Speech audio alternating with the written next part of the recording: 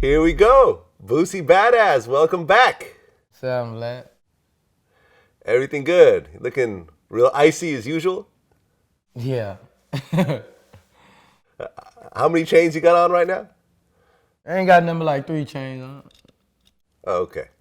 Okay. And the watch is looking crazy too. Can we get a little close up of that? Yeah, that's that roll. That's that new Baguette 41 printer. Okay. Okay. I got the rollies. Mine are plain Jane though. Yeah. You know, I'm a Rolex guy. I like Rolexes. They keep their value more. You know. Oh yeah. And actually, like my crown jewel, because I had the 3, presidential 2s in white gold, yellow gold, and rose gold. But my newest watch, my crown jewel that I got, I've been wanting it forever. I got the Audemars Piguet yellow gold Royal Oak Offshore. You know what I'm talking about? I've been hearing about it. Oh yeah, the brick. It's like a gold brick. Who you shop with? Who you fuck with your jewelry? David Bling in New York. Okay. You gotta fuck with Iceman Nick, man. Nick shit Okay. hit. You see my neck. You see little baby Nick. Nigga, you gotta fuck with Nick. Nick shit hit. All right. I'm going to check him out. Yeah. I'm going to check him out. Happy belated November 14th. Right, Scorpio. Yep. And you actually dropped an album to celebrate your 37th birthday. Right. Talk that ish. Talk that shit, yeah. That's right. And you have a new album coming out on the 20th called Goat Talk. Right. Why do you consider yourself the GOAT? Because like it depends on how you judge. It depends on how people judge a GOAT. You know, some people judge a GOAT on the money they got. Some people judge a GOAT on the songs they made, the hit songs they've made. And some people judge a GOAT on how many people they have affected and changed their lives.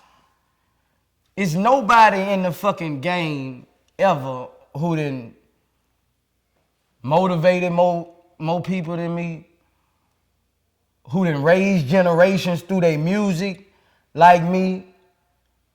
You know, it just ain't nobody then affected generations like me. You know, a lot of people, I was kids' dad, like, you know, people was raised off Boosie. People in my upbringing, they was raised off me. They learned how to do a lot of shit from me. And you know, I'm a goat with touching lives. I'm a goat with this shit, you know, like I'm a goat with motivation, you know, in the hood, you know,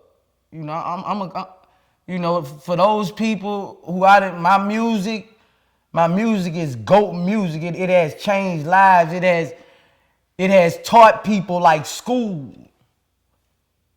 And you know, that's what make me a GOAT, you know, and I'm steady doing what I'm doing, you know. I ain't on no sucker shit like these other old niggas be hating on the younger generation and shit. It's just everything I do, you know, I'm the true GOAT of this shit. You know, I don't brag about it much, but if you want to come to, you know, changing lives and things like that and affecting people and, you know, things like that, you know, that's Boosie. Well, speaking of GOATs, we recently dropped a list of our biggest interviews of 2019, and you were number 1. Yeah. You saw that list? I ain't see it. You haven't seen the list? You were number 1. Your last interview with us has done 13 million views combined. Damn, Vlad, I'm gonna have to start charging you. Vlad, you gotta get me something for my fucking Christmas. For Christmas, Vlad, I want to give. I got you. I'm gonna get you something for Christmas. All right, bro. Okay, I got your mailing address. I know where you live. I'm gonna send you something nice. I got you. 13 million views of one interview combined. That's like, you know, big rappers don't have numbers like that with their music videos. Right.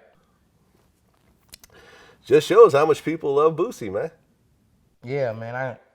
I got a big following, bro, and I'm just keeping my fans motivated, and just keep doing what I'm doing. You know, I'm in the film now. You know, I'm writing and directing films now, so I got my film I just shot. It's 85% complete. It's my life story. My movie is called My Struggle. And Vlad, I got a fucking Menace to Society times two, bro. Like, this is one of the best movies. This is one of the best movies in the 20th century, bro. Like, my life story movie. You know, I'm proud of it. You know, I wrote it. You know, me and Joe Spike directing it, and I'm in the film now. I start shooting in 2 weeks another film.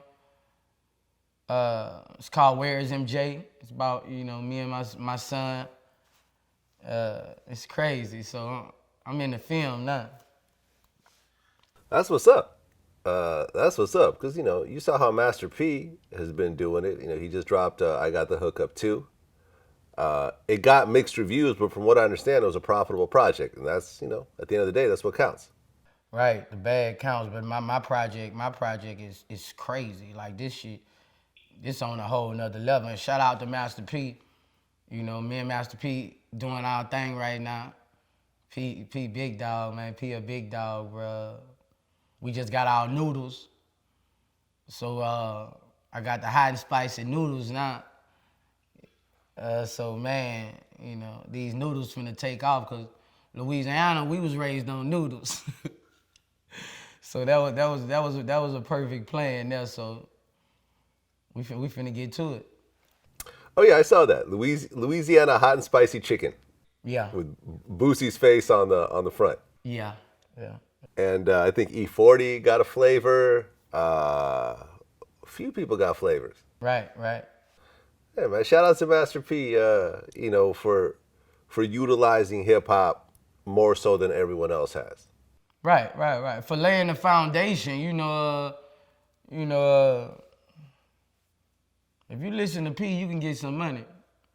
You know what I'm saying? And that's who those dudes like that, I came up when I was a young nigga, they was like me. So I looked up to all them dudes, him, Jay Prince, you know. I look up to all them dudes, you know, with the bag like that, the bosses. Because, you know, I look all up, then they raise strong young black men, you know, and, you know, I pride them for that. Right, and you got some new cheese puffs coming also. Yeah, the cheese puffs, they everywhere. Them motherfuckers good, Vlad. I swear to God, them bitches good. Ain't them fucking cheese puffs so good with a tuna fish sandwich? I got good product. You know, people can hate, people can say what they want to say, you know. My Boosie fans, they love my product. My cologne and my perfume smells like some shit from Chanel. Chanel can't fuck with me right now. Right, and I just want to say, because I just looked up what the cheese puffs looks like. They did a much better version of having the cheese puffs look like you than the rap snacks. Yeah, because they were saying I look like Ray Charles. Right. So I had to take my glasses off. I said, we gotta fix this shit. They said I look like man. Ray Charles on that bit. And you know, I'll fuck with you. I'll give it to you 100. But those rap chips, just like, I don't know. They sell it. They sell it. But I'm gonna check out the cheese puffs too. Yeah, them cheese puffs, they hard, bro. They hard.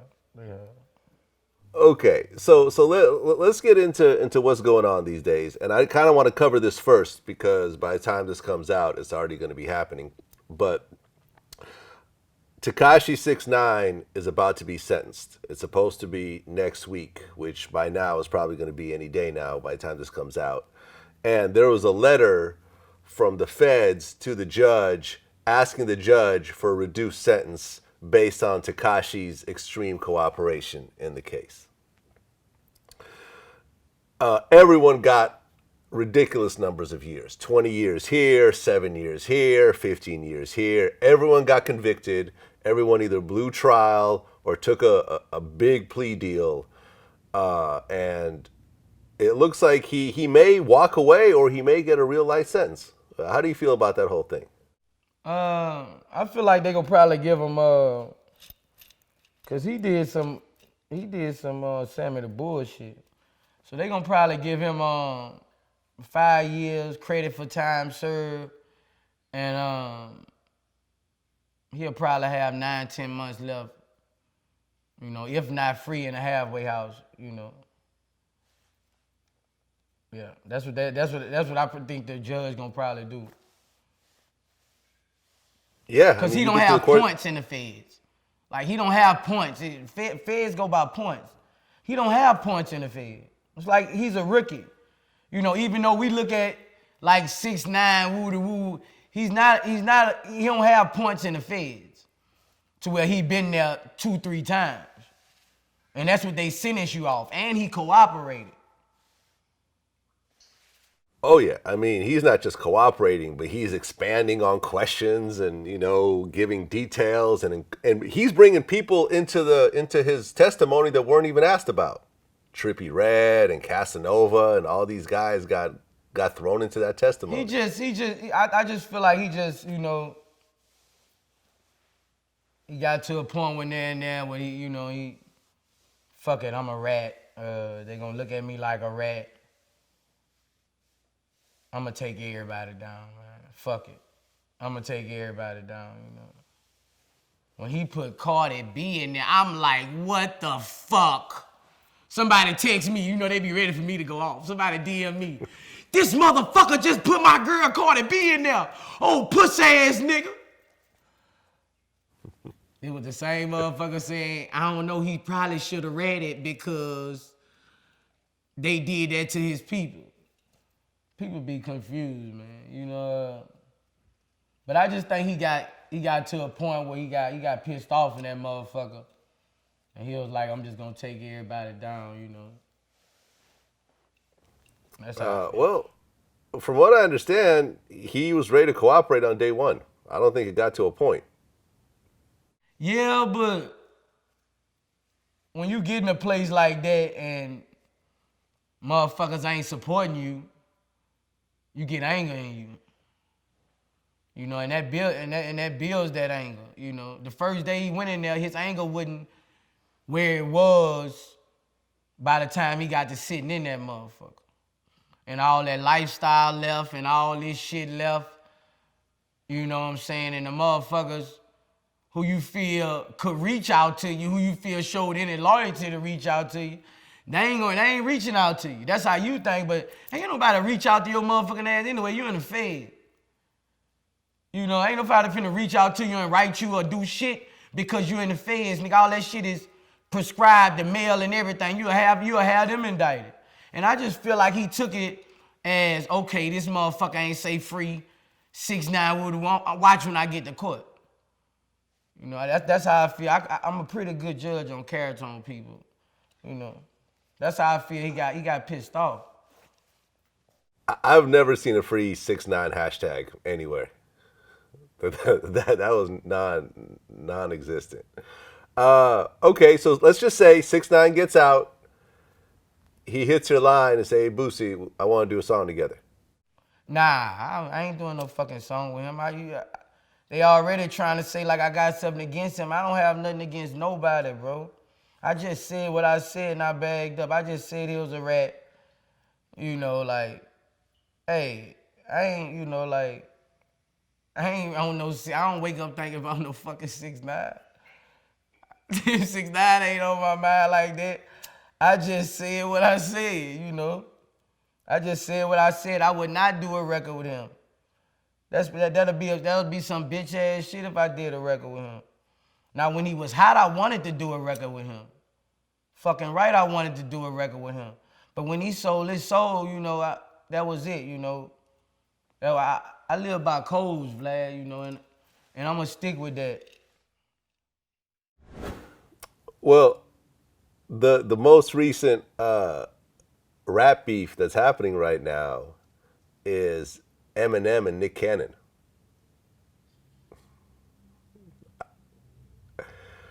Nick Cannon out with his ass. Nick Cannon ain't playing, dog. Nick Cannon Joseph, man. Oh yeah. Well, I've done a bunch of interviews with Nick Cannon, and we've talked about Eminem in a bunch of our interviews. And Eminem watches VladTV. It just is what it is. He's responded to Lord Jamar based on our VladTV interviews, and now he's responding to Nick Cannon. I guess back in the day, Eminem had messed with Mariah Carey briefly, and then Nick ended up marrying her, and then they had kids, and then there was a little bit of, so this stemming back from some old shit. Oh yeah.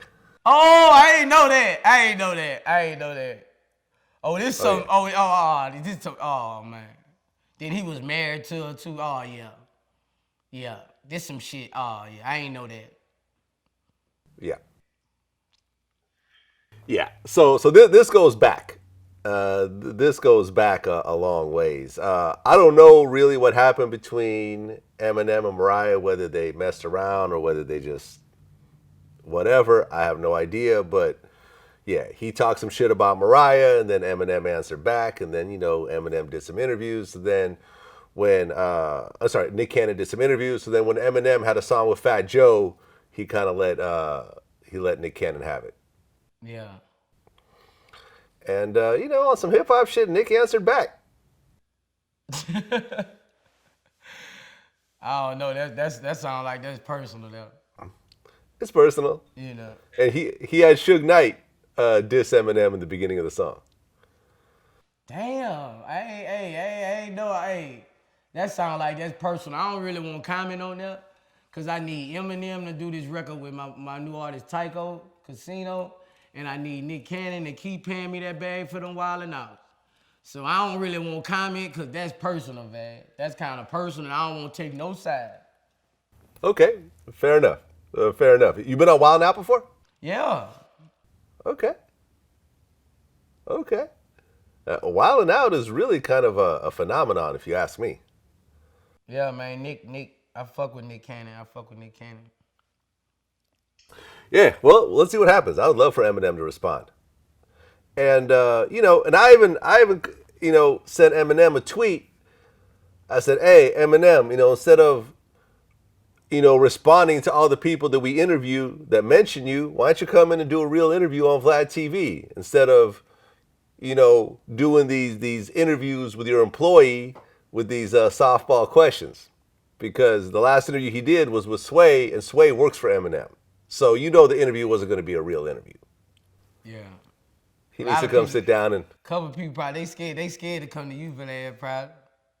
They are. Eminem, you might dig into Eminem about all kind of shit. Look at you, Vlad. Come on. Oh, yeah. God, they be having to have a publicist and all that shit. Why, they gonna tell you what not to ask and everything. You can ask me, I don't give a fuck. But, you gotta respect they privacy, you gotta respect that shit. But Eminem a GOAT, bro. Like Eminem, one of the GOATs. I don't give a fuck what nobody say. You can't I think Eminem's a GOAT. I think Eminem's a GOAT. I think that's a fair assessment. Hell yeah. But if you sit down with me, I'm not gonna softball nothing. I'm gonna talk about all the shit, all the old racist shit that he said, and everything else. Well, you know how I do. I know you. Well, we had another tragedy a couple days ago. Rapper Juice Wrld died at 21 years old from what appears to be a pill overdose. Right. Have you ever met Juice Wrld at all? Nah, I ain't never get to meet Juice, man. I DM'd him a couple times, but I ain't never get to meet him face to face. Juice Wrld was a talent, man. Yeah, bro. I've been looking at the last couple of days, and this dude had talent since middle school. Like this dude Ben knew he was destined to be great, He was a talent, and I could say a lot of these new rappers, they catch a wave. They have a look. They get face tattoos. They do something crazy on social media and run with it. That was not Juice World. Juice World, I felt, was an actual musical talent. Yeah, he was original. He was very harmonic in the way he sang and rapped. And to be dead at 21 years old is crazy. I won't beat that fucking pilot ass. Somebody need to beat that fucking pilot ass, bro. The one who told the fucking people they had guns on the plane. Bitch, you shouldn't. What? You the one made them, the fucking people come search the plane. That's why he swallowed the shit, the rat, the fucking snitches. It's a worldwide fucking epidemic. Snitches. Oh, snitching ass bitch driving the plane, gonna alert the authority. You snitching ass hoe. You a hoe. If you listen, all right, so, if you listening, bitch. All right, so let's just talk about this for a second. Because after they searched the plane, they found a couple of illegal guns, but they found 70 pounds of weed? 70 pounds of weed? Yeah. Snitching ass bitch. Snitching ass bitch. Snitching ass bitch, dog. I don't know. You know, when the people come, man, whatever you got to get rid of that shit, dog. When the police come, you got to try your best to get rid of that shit, and he took too much of that shit, man. That shit had me pissed off. Oh, ratting ass bitch. I ain't know they had 70 pounds. That was some more ratting ass bitches. Well, you're a successful rapper. You're making millions of dollars. Why are the people around you smuggling weed into Chicago, which weed is illegal? On your plane. On your plane. I don't know, dog. You gotta understand, Vlad, when you that age, you make so many mistakes, bro. When you that age, bro, and money coming to you like that. You know, when I was that age, I used to have 8, 9 cars. Like, you know, you don't be sharp up here at that age. I don't give a fuck what people say, because when money hits you, it's a whole different thing. You think different. It's a whole, you know, it's a whole different thing, bro. And you don't make the right decisions, dog, when you got a lot of money and you young. You know, that money will fuck you up, dog. That money will fuck you up. Millions of dollars at fucking 19, 20 years old. Bro, you know what I'm saying? R.I.P. Juice WRLD, bro. That was some fucked up shit, dog. That was some fucked up shit, dog. I ain't lying, bro. He took that shit because the people was right there. He would have never took that many fucking pills. The people coming, you gotta get rid of that shit. Well, normally in an entourage like that, there's something called a weed carrier, where if something happens, there's a guy that you could give all your shit to, and he'll go ahead and take the charge. Partner. Okay. You gotta have your fall partner with you everywhere. That's what he made for. That's what he round for. That's his job. He has no convictions. He's never been in trouble. That's his job. The whole world needs to know that you gotta have you a fall partner, dog. Who's gonna say, sir, all of that is mine, sir. That's mine. If anything, that is mine, sir. Okay, let's go. You gotta have you a fall partner. Every rapper, you gotta have you a fall partner, dog. And you look out for that fall partner. You look out for him. You know he gonna be took care of. But you gotta have you a fall partner, dog. Cause a lot of people been in trouble. You gotta go get that little nigga out the hood who ain't never been in trouble. You gotta have you 2 of them, dog. Yeah, because like you mentioned, eating them pills. Somebody else would have ate them motherfuckers. You know what I'm saying? Right, or just put them in their pocket. When the police come, that shit be fast. That shit like them bitches come, that shit, it's panic. You know what I'm saying? You gotta think quick. and his heart beating fast, that shit'll make, I'm thinking about this shit. Me and my little nigga, we running the other day, 2 nights ago about the Juice WRLD shit. I'm thinking, man, he took that shit. When the people coming, when you see them bitches coming for you, man, that's the fastest your heart beat, dog. I'm gonna tell you as far as being a motherfucker. When you see them people coming with them motherfuckers trying to get you, your shit beating fast, dog. Your shit is jumping out your chest. With pills, that's a heart attack, man. That's serious, dog. Your heart beating fast as a bitch. It feel like you finna have a heart attack without pills. Well, in every tragedy, you have to look at it as a lesson for the people that are still living. If you listen to damn near any Juice WRLD song, he's talking about taking pills, right, or drinking lean multiple times, or popping Molly in pretty much every song multiple times. My nephew told me that. My nephew was a fan of him, and my nephew, like, he talk about pills on every song, woo to woo. And that's like, it was the younger generation, bro. You gotta understand, weed kill pain. Opiates kill people. It don't matter what you taking. If it's an opiate, it will kill you if you intake enough of it. You know, Percocets, all this shit everybody taking. When you piss in a cup, on parole, when you piss on a cup, if you got syrup in your system, heroin, pills, Roxys, all this, it gonna show up as one thing on the test: opiates. And opiates is a killer. Now they putting them fentanyl on top of the shit. That's what then fucked up my city in New Orleans. They putting the fentanyl, because the fentanyl gonna make you buy the shit. So it's like your first high every time. So that's what's killing them. You know, they putting fentanyl on Percocets. They putting fentanyl on motherfucking Xan bars. Because it's hooking motherfuckers.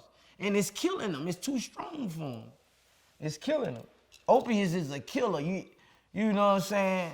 And I hope somebody take this shit from me and say, man, I ain't fucking with that shit. All I do is weed. You know. But even me, I ain't gonna lie now. For the Bayou Classic, I popped the X pill. But I don't do pills. Like, you know, I might pop a pill once or twice every year. But all I do is weed. But even that pill had you feeling fucked up the next day. If anybody done took it. If you done took that motherfucker that next day, a motherfucker. You be like, what the fuck wrong with my body, man? You can't shake back. You can't eat. You can't, make you don't want to fuck that. So people taking this shit every day, doing uppers and downers, and, syrup is a killer, dog. That bitch syrup, I done seen so many people die off syrup.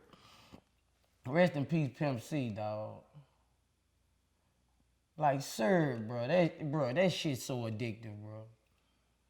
Bro, that shit's so addictive, bro. Well, I tried syrup once with Riff Raff. I just fell asleep. but I have taken ecstasy a few times during the course of my life, and the reason I really stopped, I never took it regularly, but the reason why I just stopped completely like 5-8 years ago was because of that next day. That next day, you're just fucked up, and I'm like, I got too much stuff to do. Yeah, it gonna shut your body down. You gotta sleep that off, dog. Yeah. You gotta sleep that off. So that opiate crisis they talking about on TV, that shit is real. Well, you came up in what I would consider, in terms of rappers, the drug dealer generation of rap. Right, and to get money, the drug dealer and get money shit. Yeah, right. I come up under motherfucking Cash Money. When I was 13, 14, youngsters was talking about getting money. Master P, niggas was talking about getting money. New York, them Jay-Z, they was talking about getting money. Dipset, the shit I come up under as a teenager, they was talking about getting money, bro. Like, I come up under a wave where it was cool to have youngsters with a lot of money in your pocket. Now it done flipped, Vlad.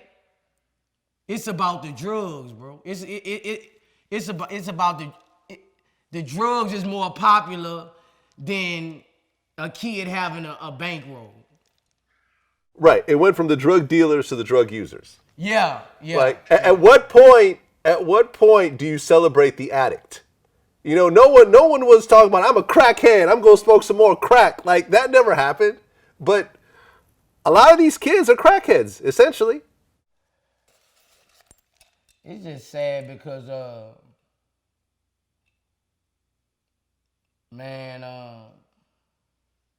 it's just a crisis. It's just a crisis right now, you know. And the biggest artists talking about it, you know, for that generation. So that don't help. But the artist at the same time, if he a real artist, he gotta speak what he going through. That's how he make his hit records. He can't get on nothing talking about no other shit when he feeling this way. When his lifestyle got him feeling this way, the pill got him feeling this way, he gotta acknowledge the pill. Same thing I used to do with my music. I acknowledge the X pills. I acknowledge the wet. You know, I acknowledge the codeine. Cause he being a real artist. It's just a wave. It's just a wave.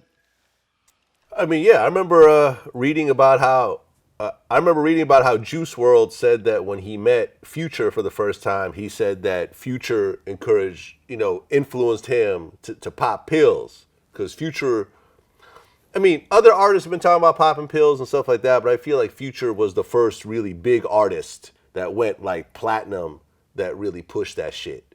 And a lot of people followed. It is what it is. Yeah, hell yeah, they followed Future mogul shit. Yeah. Well, rest in peace, Juice Wrld, man. I never got to meet him. I was a fan of his music, but I think this is the first time because Fredo Santana died from drugs. Lil Peep died from drugs. Mac Miller died from drugs. But I feel like Juice Wrld was kind of a bigger artist than all of these. Juice Wrld was big as fuck.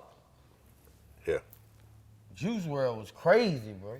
Yeah, man. So hopefully it'll be a wake-up call. We don't want any more kids dying, man. We want people to live and enjoy their lives and have kids and be grandparents. That's what we promote. And what's crazy is that, Juice Wrld has a song on the charts at the time, Bandit with NBA Youngboy. Yeah. Did you hear about NBA Youngboy's younger brothers? Yeah. Two of his younger brothers are charged with murder right now. Killing of a teenager. I don't know what to say. That's just Baton Rouge, man. That's normal. Like, that's normal. We in a killing field. You never know. It probably was self-defense. You never know. But it's just a killing. It's a killing field, bro. Like, every day. You just gotta be ready. If you down there, you gotta be ready. You gotta be What's ready different? at all times. What's different about Baton Rouge and other cities? Because you've been all around the South. You've been all around America. What is just different about Baton Rouge? Baton Rouge,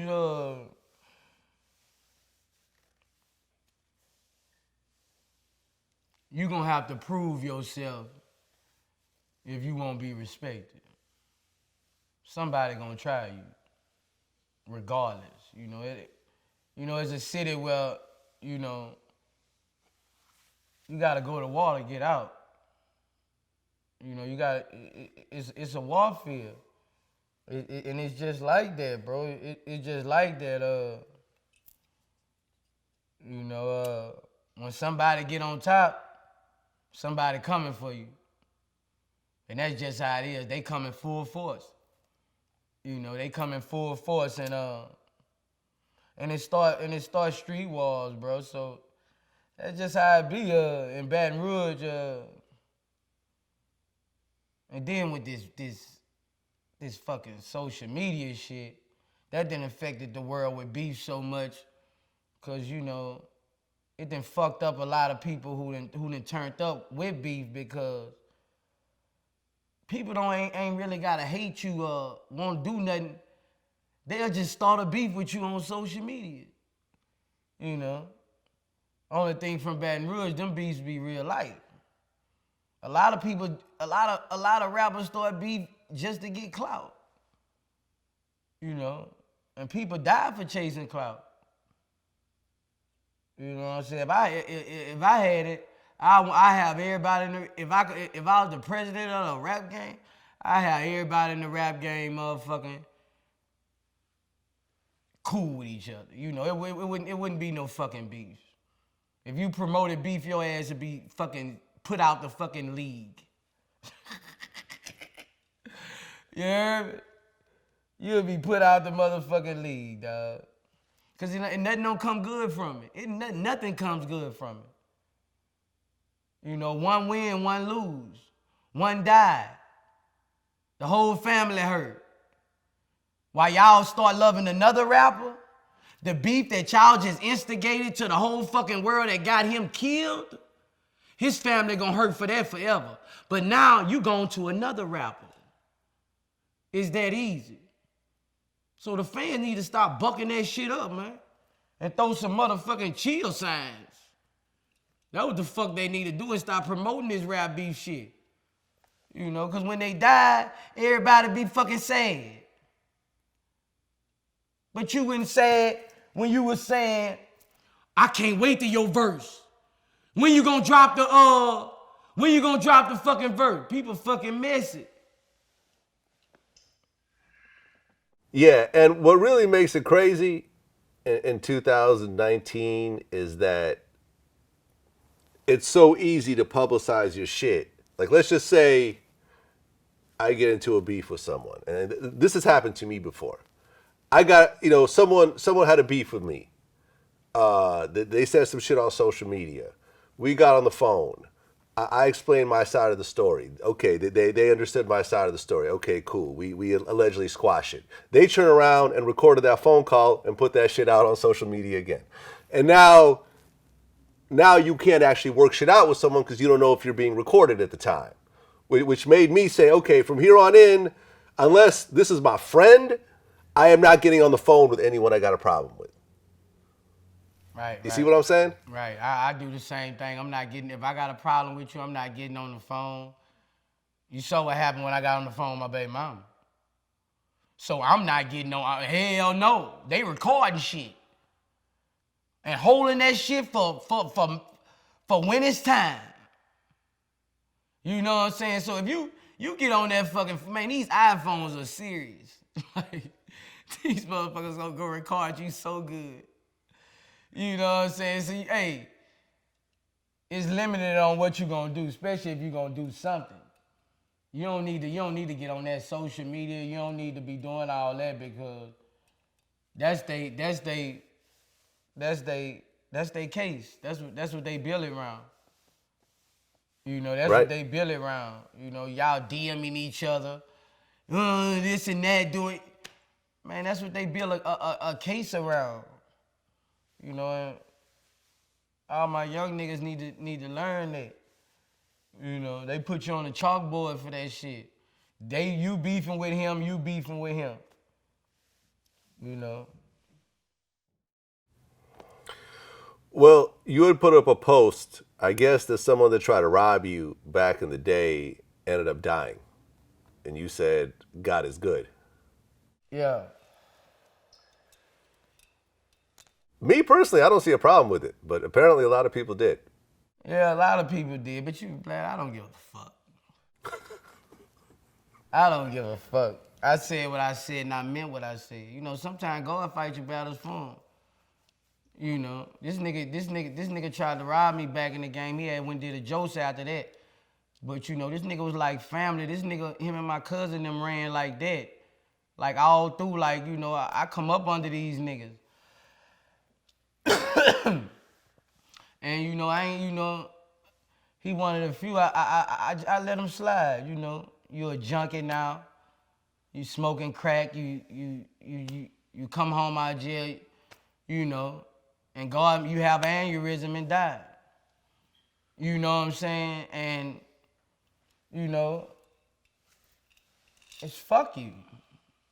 You want to, you need, it's fuck you. You know, like, it ain't nothing but that. You know, like, it ain't nothing but that. Like, nigga, I don't fuck with you.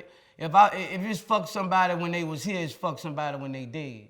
That's what I go by. I ain't gonna say fuck you, nigga, if it's fuck you. You know what I'm saying? I don't fuck with you or nothing. Nigga know what it is with me, man. Straight up. Well, when you say he tried to rob you, what exactly happened?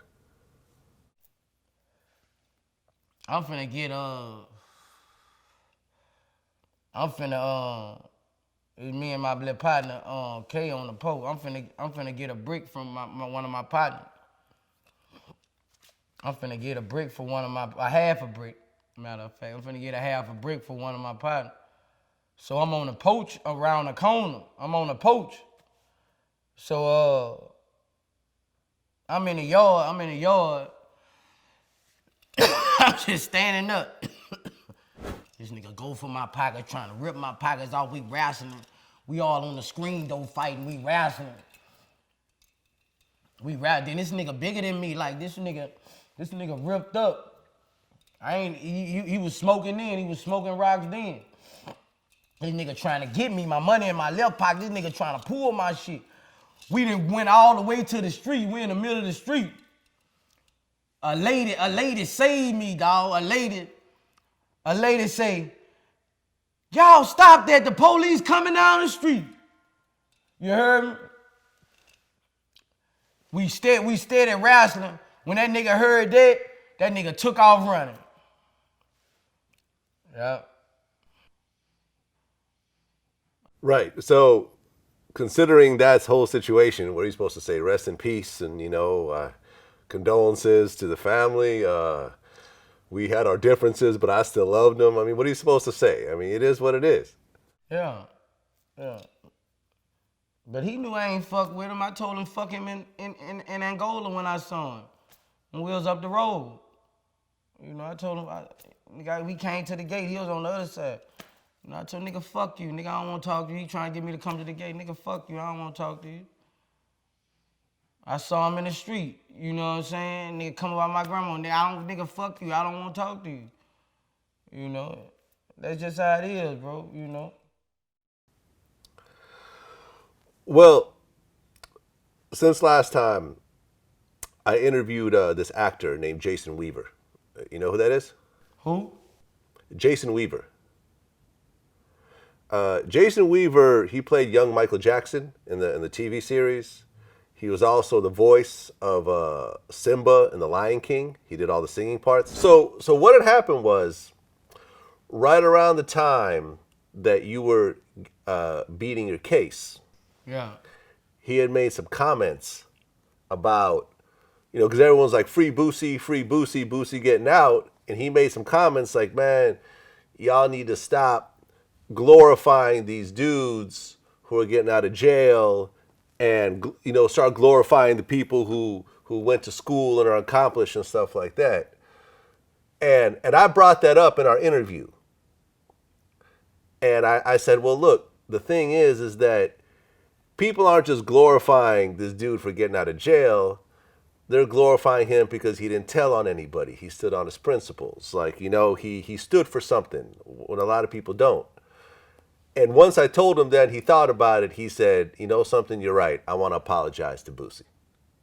So for anybody that was offended, I apologize. And even to the homie Boosie, like, I hope you wasn't, dog, because you know that shit wasn't directed towards you. But if you were, I sincerely apologize, and I want to let you know I'm a huge fan of your work. And if we ever run into each other in Alpharetta, Georgia, goddamn it, let's have a drink, man. Do you accept his apology? Yeah, I accept it. I accept it. I accept it. I accept it. It ain't. When I was locked up. Originally, he made the comments when you were like locked up and I think getting out. Oh, okay. Yeah. So this was some years ago. That's probably how he felt. You know, people say how they feel. That's probably how he felt seeing a lot of people get glorified with the free shit and all that every time they go to jail for something. But the free Boosie movement was, you know, it was bigger than just anybody saying free Boosie. It was big, you know. My music had affected a lot of people, you know. People wanted me back with my children. People wanted me, you know, I stayed silent. You know, people felt I should be home. You know, I was already sentenced wrong for marijuana 10 years. Like, people knew the case. I was throwing all these fucking bogus ass charges, murder. You know, it was bigger than that. It was real. People felt it in their heart. When we did our interview last time, I brought up Keefe D. That's the uncle of Orlando. And, you know, I brought up the whole situation. You called him a rat. And he did an interview responding to you. Did you ever see that? Yeah, I saw it because I woke up one morning and everybody was like, go look at the Keefe D interview. And then say my ass your ass. That shit was funny when he said it. Well, he said, you know, you need to wipe yourself down. You need to go wipe you down with some lotion or something like that. I do be looking ashy sometime on live. Man, I bust out laughing. I was on the plane in first class. The lady say, "Why are you laughing like that?" That shit was so funny, dog. That shit was funny, man. I swear, dog. I had that nigga was mad. Bro, that shit was crazy. Well, I want to address some of the comments that you had made last time because some people responded to it. I think Reggie Wright Jr. talked about it and so forth. You know, you said that you felt like someone like a Keefe D could say what he said because Tupac's homies wouldn't ride on him like that. Well, you said that someone like a Keefe D could do an interview and talk about, you know, his involvement, you know, when Tupac got killed because you felt like Tupac's homies wasn't going to do anything about it. Not. I just felt like he felt that way. I didn't feel like Tupac homies wouldn't have done that because them niggas slid for Tupac after Tupac died. I felt like he didn't feel like nobody over there gonna come fuck with me. That's what I was saying. Shit got misconstrued. I was saying like, Keefe D ain't feel like, you know, if I do this, I'm in fear of my life. Nobody's gonna do that with grandchildren and children out there. Like, he wasn't like, you know, like he wasn't fearing them. He didn't feel like they was gonna do nothing. For him to just, you know, he did that because of I feel like he just did that situation because the trouble he had got in. I don't feel like he feel, I didn't feel like he feared them dudes at all, you know. That's all I see, you know. Okay. Well, one of the things that people kind of pointed out, which I think is true, is that after Tupac got killed, a war broke out in Compton, and a bunch of people from that side got killed. Right. You know, they handled their business. Yeah, a bunch of Southside Crips got shot, and I think some mob Pyrus got killed as well. It was a full blown war, and I've interviewed the police. I've interviewed the people involved in the war. You know, it wasn't like, okay, Tupac got killed. Oh well. It was like, okay, we gotta get revenge for this. So it was a situation. They handled their business. You know what I'm saying? Hell yeah, they handled their business for Pac. You got to. You know, That's Pac, you know, and I feel like all them niggas love Pac. You know, I feel like all them niggas love Pac, dog. I feel like all them niggas love Pac. Yeah. They just, you know what I'm saying? It's just right now, I know it's a long time later, you know, and that's why I said what I said. I feel like, you know, Keith D ain't got no fear in his heart for none of Pac associates, you know what I'm saying? I really feel that way by him coming out and saying what he said, you know. And I ain't got nothing against no fucking Keith. I don't wake up thinking about no damn Keith D. I don't wake up like, you know, I don't wake up thinking about no Keith D. You know, I was looking at him like a legend. I've been heard Keith D name when I was reading the stories. Like, nigga, I was looking at Keith D like a legend. You know, I was looking at him like a legend, how they was talking, whoever Keith D was, Orlando, that's how I was looking at it from the outside looking in. I was looking like Keith D, he a motherfucking legend. Whoever he is, he the one had the bag, you know, until I saw that shit, you know. Yeah, I mean, Keefe D was like the drug kingpin out of that crew. Right. He was the one that had the Pablo Escobar connection. He was the one that was moving the you know, the Right, hundreds of right, kilos and everything else like that. Yeah, man. I mean, it was a hell of an interview. I mean, I think every Tupac fan needs to watch that interview. Yeah, man, that shit was deep, dog. That shit, I saw it, bro. That shit was deep, dog. That shit was deep. That shit was deep. Well, you know, I consider you a friend, and I can tell you that my feelings were hurt when I saw that pool party you had, you know, with Alexa Sky and Trouble and the Cucumber Challenge. I never got an invite to that party. My pool parties, you know, Vlad, bro, you gotta, hey, they be special, bro. You know, I like to have a good time, man. It just be, I give people experience they ain't seen before. You know, ain't too many niggas who ain't getting a whole lot of money, never seen 150 beautiful women with their tits out. You know,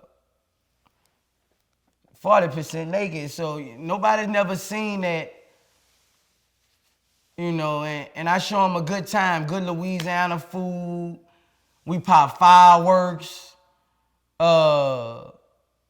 know, it's whatever you want to do. You know, it's no limits.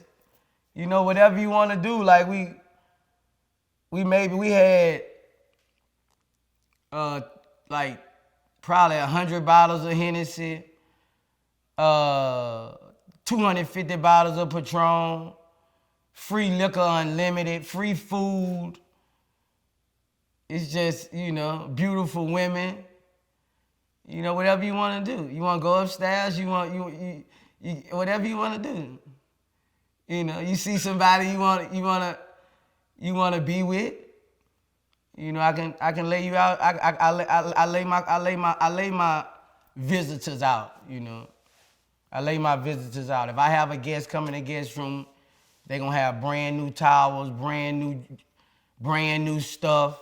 You know, if you bring in a girl, I got different size lingerie.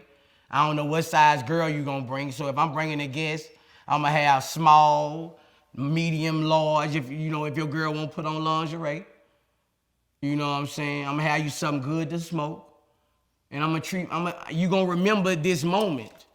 You gonna say, my nigga took care of me. And and that make me happy, Vlad. That's what make me happy. Showing other people a good time. How much money did you spend out of your pocket for that last party? I be spending about 50. Yeah. I do it big. I do it big for those parties. You know, I don't charge nobody. You gotta get special invites. You know, the shit be mostly on the liquor and things like that, bro. Flying a couple people in, you know, shit be lit, bro. Should be totally lit. Like, you gotta respect it. And we do what So- we want on my land. Like nobody can't. Like we do what we want on my land. You know. Right. We got 70 acres back here, so hey, you know, nobody hear nothing. I wonder how many babies have been made at these parties. Because I know everyone's not using condoms at these parties. Yeah, of course they using condoms, man. Okay. Hell yeah. That's I don't know. I'm okay. not gonna say. I'm not gonna say. I don't know what a nigga put on his dick. I'm not gonna say. I know they have bags of condoms. I know they have bags of condoms if somebody, you know, wanna. And they're in foresight, you know, like they got bags of condoms if somebody wanna. You know, you might come with your girl, Vlad. You know, it ain't just on no hoeing shit. Nah, it's everybody having fun, music back to back. It ain't, these girls ain't hoes who I'm bringing. Like, these ain't just hoes, no, Vlad. These are beautiful women who like to have fun, top-notch shit. You know, most of these women ain't getting fucked. No, most of them ain't getting fucked. You know. Well, the But cucumber they got a is lot the of one. women who like to have fun, who like to meet and greet. Right, but the cucumber is what stood out from that party. Oh no, that was trouble party. Oh, that wasn't your party? My party was the next night. Now that was trouble party. Don't do that to me. That was trouble party. I was a judge. I was the cucumber judge. And they won. I was the cucumber judge, and they won. I was the cucumber judge. The cucumber judge. I never knew there was such a title for a human being. Yeah, the cucumber judge. Okay. What did the runner-ups do? The runner-ups did they thing too, but she got mad because when they went in the girl pussy, the other girl got mad talking about she know she had like she was like man, fuck all that. I ain't doing all that shit. I ain't finna do all that shit to win. You know, it was over with then. You know, she won. It was over. It was Right. over. I guess YFN Lucci was there and Regine showed up and was like, okay, I'm out of here. This is too much. And I remember I interviewed YFN Lucci and I asked him what his favorite vegetable was and if it was a cucumber, and he kind of laughed and was like, I didn't have nothing to do with that cucumber. Like, Man, you know, Instagram is crazy, man. You know, I can't control what people do with cucumbers. So why did they put it on me? you got dragged into the whole cucumber situation, though. Yeah, man. You know, they dragging me into everything right now. Hey. I'm gonna tell you like this. I don't be here. I just turn up. Like I like to have fun. It ain't, you know, I just like to have fun, bro. And people know I like to party. I'm from Louisiana. I like to party, man. I like to bring flavor to the party. You know, Louisiana, we really party. We really party in Louisiana. And Atlanta, it's like people just bob. It's more like a fashion show. You know, everybody, you know, and I'm used to being in the club where everybody hype, you know, bad bitches twerking on the wall, bitches coming through looking, you know, it's a different vibe. You know, it's a different vibe. But they know I'm gonna turn up, so and I fuck with everybody in the A, bro. I fuck with everybody, bro. I appreciate Atlanta, bro. If somebody came to Baton Rouge like that, bro, this shit'd be fucked up, dog. I appreciate Atlanta, bro. All the niggas, all the bosses, niggas welcome me here, bro, and I appreciate that. Oh, yeah. I mean, your house is actually inspiring me to potentially even move to Atlanta. I'm like, shit, I could probably get one of those. Like, Yeah, they land cheap out here. Yeah, I can't get one of those in Calabasas. Hell I mean, I have a big house. I have a big house in Calabasas, but it's not as big as your house. Like, it doesn't have the land, at least. You know what I mean? So yeah, I'm considering it. You might see VladTV Atlanta as a permanent home at some point. Yeah, I'm finna give me some neighbors. You know what I'm saying? I told Offset, go on, get some land. You heard me? I hope Offset get him about 100 acres and build him a fucking castle. Yep. Cause it's that easy, bro. What you would spend on, what we spend on jewels and shit like that, we could be building you a motherfucking castle, bro, on your own land, bro. I had to learn from my mistakes. When I went to jail, I had $1 million, I had $1 million something dollar home, but I only put half on it. And a year and a half after I got in jail, I couldn't afford it no more. I couldn't afford all them damn bills, so I had to let it go. I done paid for lawyers and, you know what I'm saying? I had to let it go, and I learned from that. I said, next time, I'm getting my own land. Nobody's gonna never be able to tell me nothing. I'm gonna build my house on my land. It's gonna be mine. Everything's gonna be mine, and I had to learn from that. You know, I had to learn from, why the fuck you paying rent $22,000 a month? I was telling my dude, like, you know, like, I had to learn from that, dog, cause you know, when you run out of money, you know, they gonna take your shit. You know, you gonna have to let it go. Yeah. I mean, I had a house back when I was living in Oakland, up in the Oakland Hills, and when my company started to do bad, I had to sell it right then and there. It broke my heart. You know, but outside of the house that you own and the land, do you have investments? Do you own other properties? Do you have stock? Anything else like that? But Vlad, I own a percentage of a company that's in crypto. You Okay. know, I end up getting that, going to a crypto conference, and that gonna turn out good for me. I got a percentage of a gold mine in Africa. Oh, okay. The leaders in Africa now, they giving gold mines out to the and putting rappers' face on it. You know, that's gonna bring the gold mine, make more people want to work and all this shit. And you know, I'm gonna be getting a percentage of that.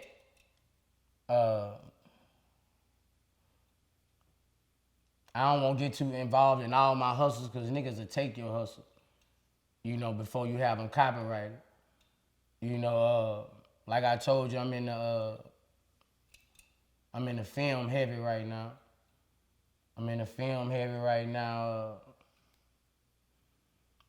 You know, I got stocks in Walmart. I got all kind of shit.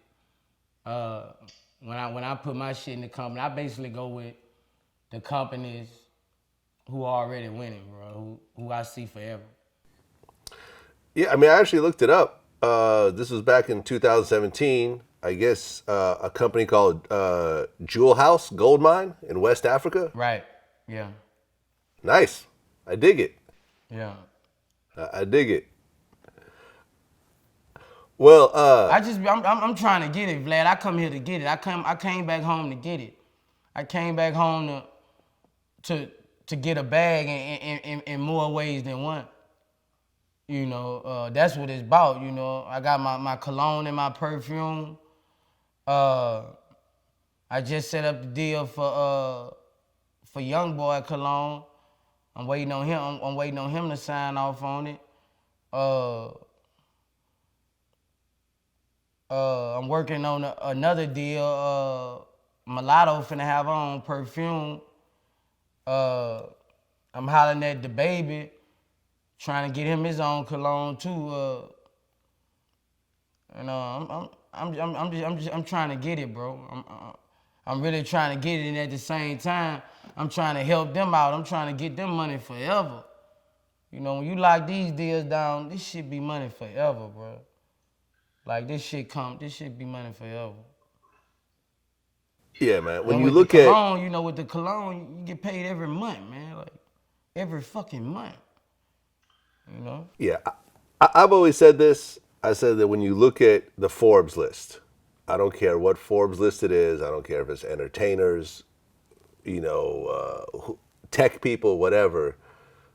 The people that are always on this list have one thing in common, and that is ownership. When you own something and you continue to make money from it, year after year, decade after decade, that is always going to beat out any type of salary you get that year.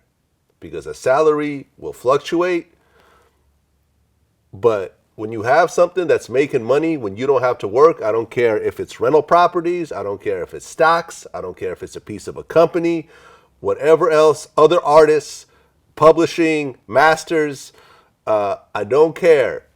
The ownership is going to differentiate you from everything else. This is why people try to compare VladTV to some of these radio DJs or whatever. It's like, you can't compare me to these guys because they don't own none of their shit. Right. Okay? Right. They may be a little more popular than I am, but I'm almost always richer than all of them. Right. Well, speaking about kids, you have how many daughters? 3. 3 daughters. No, that's sons. I got 5 daughters. 5 daughters. Yeah. What are the age ranges? From what age to what age? 18, 17. My daughters 11, 12, 17, 18, and 3. Okay. When you heard the news about how T.I. takes his daughter to the gynecologist to make sure she's still a virgin, what did you think as a father? I knew it was social media exaggerating and shit. That what a dad supposed to do. That what a dad supposed to do. It's just people do it different ways, but they took it too far when they put the hole behind the. Man, you know how social media gonna drag you, bro. You know, he just taking his daughter to the clinic to see if she's sexually active. You know, and people took that the wrong way because a lot of people felt he was doing too much, but that's a dad. A dad raised their child, they won't raise their child. You know what I'm saying? Well, have you ever done that yourself? Nah, I ain't never take my baby to the doctor. I'ma ask him. I'ma ask him. If I look and see something, I'ma ask him. I'm gonna catch him by himself, and I'ma ask him. You fucking? I'ma ask him. When you've asked your daughters those questions, what usually happens afterwards? They gonna tell me the truth. They gonna tell me that whatever me and my daughters got a good relationship. You know what I'm saying? Me and my daughters got a good relationship. Yeah, I think as a father, that's probably one of the hardest things that you got to go through is to really come to grips with that. Nah, you just gotta you can't have your. I feel like with parenting, as far as me, you can't have your children scared of you and not want to talk to you. You know, that's what come when being a daddy when you kind of friendly with your kids. You know what I'm saying? You gotta be able to talk to your kids. Y'all gotta. It's hard to explain. Just a bond you have with your daughter. Well, I think also. I think also that everybody born with their daughter is different. Some people came late in their life, in their daughter's life. Some people been there since forever. So every day it's different, dog. It's different. It's different. It's how you was in that baby life on how that child get parented, dog. You got some people come in their child life when they 6 or 7. They trying to build a relationship. Man, this shit be crazy, man. Telling y'all. Y'all know we go through as fathers, bro. We go through a lot of shit as fathers, bro. Especially fathers with money. Lord Jesus. Lord Jesus. People think you got more money than you got. You know. Right. I think in one of our last interviews, you said that one of your nightmares is becoming a grandfather in your 30s. I don't want to become a grandfather in my 30s. I did 5 years and something, bro. Like, I missed that time. I'm still partying from them five. I'm trying to live. I'm trying to still party at Maytiller. I'm trying to fuck. God damn. I miss the whole nigga, man. God damn. I still look good. Fuck that. I ain't trying to be, and I got a big heart. I know if one of them have a baby, I'm gonna be sitting at the fucking house. I'm gonna be sitting at the fucking house watching the fucking baby. Cause they ain't gonna really know how to watch. I'm gonna be sitting at the house watching the fucking baby. When I won't go out. Fuck, I'm still going out. Fuck that. I'm living right now. Well, since last time that we talked, Kodak Black got sentenced to almost 4 years. You know Kodak Black. You guys have music together. You actually tried to sign Kodak Black at one point. Right. And we also talked about, in our previous interviews, how you told him that he needs to slow down and everything else like that, and he didn't really listen to you. Right. So now he has to sit down for almost 4 years. What do you think about that whole situation? Shit, you just gotta learn, man. As thug niggas with a bag of money and you're a shot caller, you gotta learn from your mistakes, cause can't nobody tell you nothing, man. I had to learn from my shit, you know. He had to go lay down, you know what I'm saying? Every gangster gotta lay down. I don't care who you is. If you say you was a gangster in the streets or whatever, you going to jail. Or you wasn't in the street. I don't know you wasn't in the street. But I just feel like Kodak, you know, he made a couple bad moves, but you know, he gonna be back, you know. That ain't no light shit. He coming back and he gonna get more money than he ever had. I feel like he gonna get more money than he ever had. When he come back, they gonna be his time to show his ass, you know. But he just made some bad moves. He just made some bad moves. We all do it, dog. We all do it, dog. And you gotta learn from your mistakes when you get on that caliber level, because you the boss. Can't nobody tell you shit. Ain't nobody gonna tell you, don't do that, woo de woo de woo. If anything, they gonna tell you a better way to try to do it. But they know you gonna do it because you the boss. So, you know, that was just, you know, you gotta go lay down sometime. Well, the reason why he got sentenced just seems to be just crazy, because he went and bought a bunch of guns and lied about being a felon or on probation on his applications. Like, you have all these people around you who could have guns for you, who could buy guns, who could carry guns. Shit, they might even buy a gun and give it to you. And one of those guns, I think, ended up at a shooting scene or something like that. This is Kodak Black, the international superstar, doing this shit. Like, I just don't understand why you would even do that. Yeah, you're gonna have to ask Kodak, though. Yeah, it's too bad. I'm a fan of his music. He had a lot of fans. I mean, he was one of the top guys. Yeah, Kodak snap. And now, Kodak snap. Yeah. Kodak go hard, man. Yeah. And think about how much money he's gonna lose. Tens of millions sitting there in a Oh in a my cage. God, you gonna lose so fucking much money. Damn, 4 years, bro. You gonna lose so much fucking money. It ain't nothing like you on the street. Niggas ain't gonna be coming through, dog. Man, you gonna lose so much fucking money being in prison, bro. Telling you, Lord Jesus. And you signed to a major, so it ain't like he independent. He ain't gonna get his, bruh. Them people gonna be, bruh. For real, bruh. Like, for real. I feel his pain right now, dog. And I know what he finna go through. I know what he finna go through, dog. Like, for real. Jail hurt you, especially financially, Lord. You know, You ain't out there to get them back ends. You ain't out there to work new deals and shit like that. If your team ain't right, you fucked. You know, so but they gonna make him come on my album. All this shit gonna make him, he gonna see who his ride or dies is, and they gonna come home and get a whole lot of fucking money.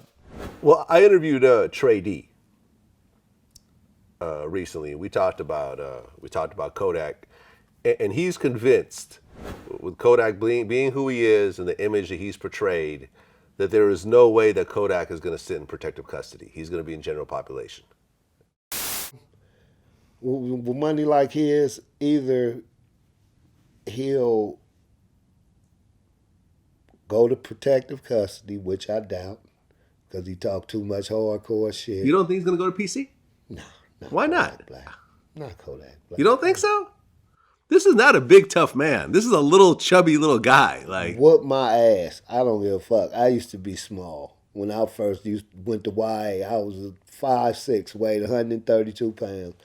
Kill me, motherfucker. I'm not going to no protective custody. right, but you weren't worth like $10 million as well. Oh, no, shit. I probably wouldn't even worth $10,000. Right. But no, I'm just saying, as a person, you know, representing how he represent, you can't go to the prison and then go to protective custody and then come back and talk about how bad and dangerous and, big shot motherfucker that you is. You think that's what's going to happen? Yeah. I know. You don't think that's really? I don't know Kodak, but I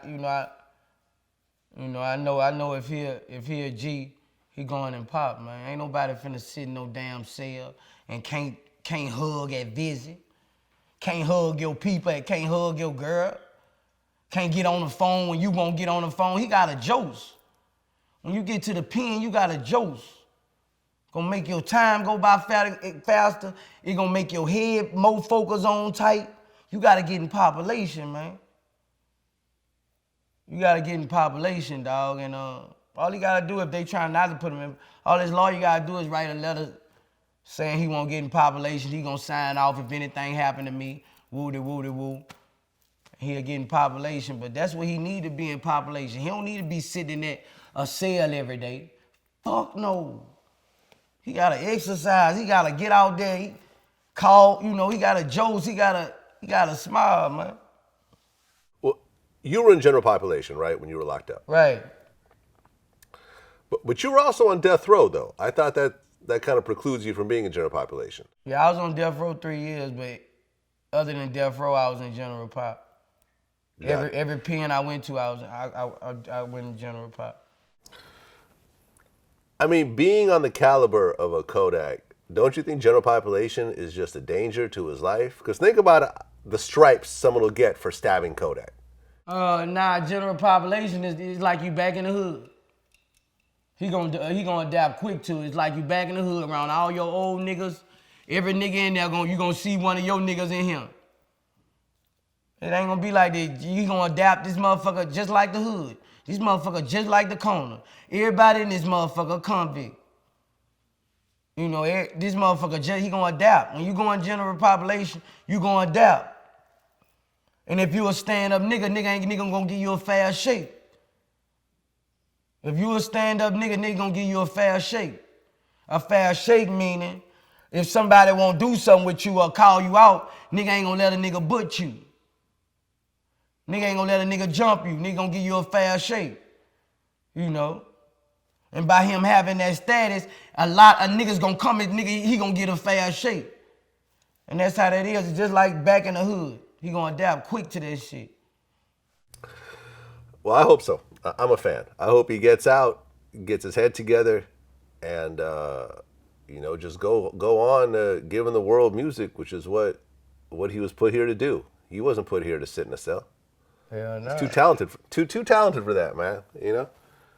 Bill Cosby is still in a cell. He just lost his appeal, so he's gonna be sitting down a while longer. He talked about how the whole thing was a setup and everything else like that. I feel like they fucked over Bill Cosby. I ain't lying, man. That man 81 years old, fuck. Man, I don't know, bro. I ain't like that. I ain't really like that. How they did Bill, you know. I don't speak on it too much, but I just felt like, you know, that shit was from forever ago. I just feel like when people do that shit, they built motives for that. They motive didn't get clear. They didn't end up with him like, you know, like they had in their mind, you know. And I feel like, you know, once people know shit over and their chances over, people do some evil shit, man. Y'all don't know people fucked up. People will do some evil shit, bro. You know. I feel like, you know, if he was giving them pills, if he probably was giving, that was the shit back then. I feel like they knew the fuck they was taking. Quaaludes was like you taking a fucking perk. It was like X, you taking a fucking perk. I feel like everybody knew what they was fucking taking. You know, it wasn't like they were just meeting right there and it happened. Fuck no, they fucking around.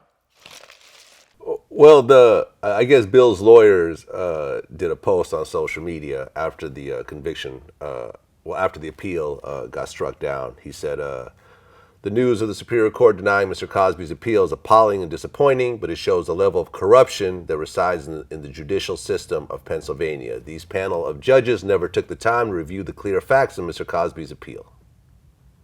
That's how they do when you're in the court system and they got you down.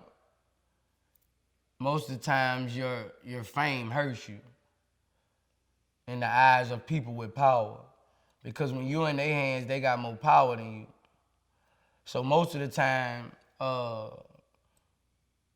when your lawyer files shit, it gets denied. Because I'm taking you to trial. You know, it gets denied because they know they have power. And I feel like some judges in their heart, they be showing that power because they don't want that defendant with that power in the free world to feel like he got power in his courthouse. So a lot of times they do stuff like that. I can see that. I don't know what the appeal was, but I can see that in the situation. Well, and I think a lot of people don't understand what appeal is. It means when you do an appeal, that means that I think 3 judges have to vote that the judge that presided on your case was wrong. It's basically judges going against other judges. So think about that. They're all homies. They're part of the same team. You expect a bunch of judges to make another judge look bad? It's an uphill battle. Yeah, they got he got a second appeals court. He got more appeals he can file. It ain't over with. But by that time, he probably be out of jail. Right. And then now we have Cuba Gooding Jr. Now we just posted a new article. Now there's 22 accusers accusing him of sexual misconduct. I ain't gonna say he did it, but I've been hearing since that story broke. I've been hearing he a wild boy, but I don't know if he did all that shit. But I just heard he wild. I like to party with him. Cuba Gooding Jr. You are invited to my pool party. Okay. Cuba Gooding Jr. You are invited. You would not have to touch nobody. They would touch you. Right. I don't think he's going to go. I think right about now is not a good time. I think the last thing the world Cuba Gooding Jr. needs to do right now is go to a Boosie pool party.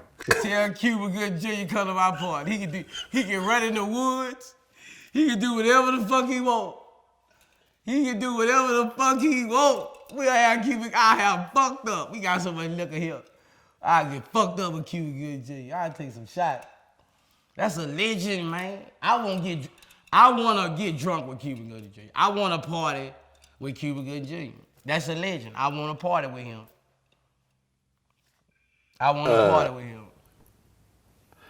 Have you ever seen the picture of Cuba Gooding? At my house. Okay. Well, I remember I interviewed Lunel, and we talked about Cuba Gooding, and she said, yeah, well, I mean, it's pretty much known around town that Cuba Gooding Jr. gets real drunk and then starts to get kind of grabsy with the ladies. Is Cuba Gooding Jr. known to be like a groper around Hollywood? You know, he likes the ladies, and he likes to drink. You put the two together. Yeah. And in 2019, that's not a good way to be. That's not something that that's looked upon. You know, have you ever seen Cuba Gooding with the KFC bucket on his head? Yeah, I didn't see. I googled it. Like when I heard about it, I googled it, dog, and all kind of shit was coming up. I'm like, dude, party, dog. Like, dude, party, dog. He just need to come. Yeah, He just need to come around the boss, dog. Well, I think he in the wrong environment. I think he's in the wrong environment. If he's the innocence in proven guilty. But I think, some people get drunk and they be in the wrong environment. The places I seen him at, he didn't look bossed up. He didn't look bossed up the places I seen him at. If he was in a bossed up environment with his movies playing, with Cuba Gooding Jr. in a section, with four pretty beautiful women waiting on him to come in the section. You heard me? One giving him a massage. You know what I'm saying? He wouldn't have to have no accusations. I just feel right. like he's in the wrong. Every time I saw the clips, I just feel like he was in the wrong environment. Like he a real star. He a real star. He should be treated like one. Well, he's an Oscar winner. He won an Oscar for Jerry Maguire. He a star, man. Like he a star, bro. Like he one of the best actors ever, man. Well, recently I interviewed Omarion, Yeah. and this video, it was the #1 trending video on YouTube for like 2 days. Yeah. You know the video I'm talking about. Yeah. Now, have you ever been in a rap group? Have you always just been kind of part of a crew but been solo? I've been solo, I done did projects, me and Webbie. That's the only person, Can you imagine looking at your phone one day and seeing Webbie cuddled up with one of your baby mothers? I'm gonna say they been fucking. That's what I'm gonna say. If I see that, I'm gonna say they been fucking. That's how I'm gonna think they was fucking when we was on tour way back in the game. They was fucking. All kind of shit gonna go through my head. Man, remember when she was gone on 3 hours? She was sucking his dick. That's how I'm gonna think. You laid Okay. up with my BM? Fucking this, y'all been fucking for years, decades. Y'all just Okay. fucking, it's time to come out. It's time to fuck. Y'all tired of being in the closet. That's what I would've thought. Y'all been fucking. I'm thinking about them 3 times I was gone for a whole month. And that nigga wasn't on tour with me. Where that nigga was? Oh, man. That shit crazy. I mean, what do you think about this situation that here you have Omarion? He wrong, bro. You talking about Lil Fizz? I feel like he wrong, bro. You know why? I fuck with Fizz. But I feel like he wrong, bro, because y'all made history together. No, real history together.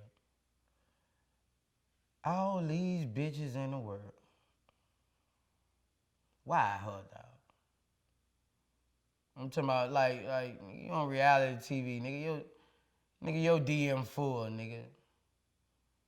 Why cross that boundary, dog? Like, why do that, dog?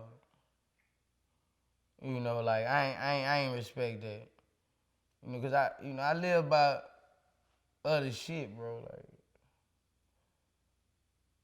Like that's just like, somebody go to jail, bro. It's just like somebody go to jail. Y'all best friends.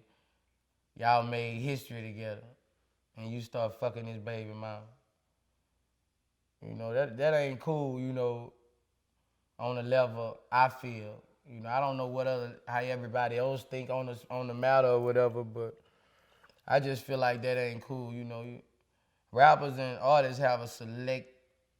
If they want, they have a select when it come to women. You know, that's B2K, you know. He could have got any bitch, you know. And he agree. went and did that. I just feel like that wasn't cool. I would have did the same thing Omarion did too. You ain't finna do that and I'm finna make you money. You got me fucked up. Oh yeah, because then I think maybe a few weeks later, or like a week later, he announced the new Millennium Tour without B2K. It was like the ultimate clapback ever. Yeah, I would have did the exact same thing. You know, you did that to me, you know. I'm definitely not gonna, you know, I'm definitely not gonna help you make no money. No kind of way, never again. I mean, but right? you know 'Cause how I would feel like, he done had too much love and hardships with him to try to hurt him. So, you know, there's other ways you hurt people. You hurt people with a smile. You hurt people with their bag.